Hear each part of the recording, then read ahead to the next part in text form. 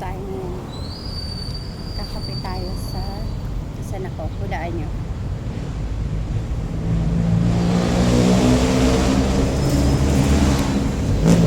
Tambay muna tayo sa ibang lugar at magkape. Kakatapos ko lang mag-walking at syempre magkakape tayo para mainitan naman yung ating sikmura. At ang sarap ng kape ni ate.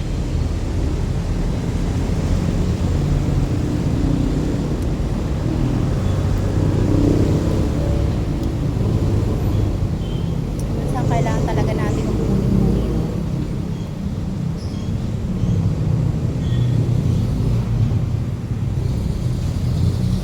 At kailangan din natin lumabas-labas ng bahay para maiba naman yung ambience na ating ginagalawan at maiba yung ambience na ating malalanghap na magpapagaan sa damdamin natin. Lalo na kung nabibigatan ka, lumabas ka, mag-walking ka, mag-unwind ka,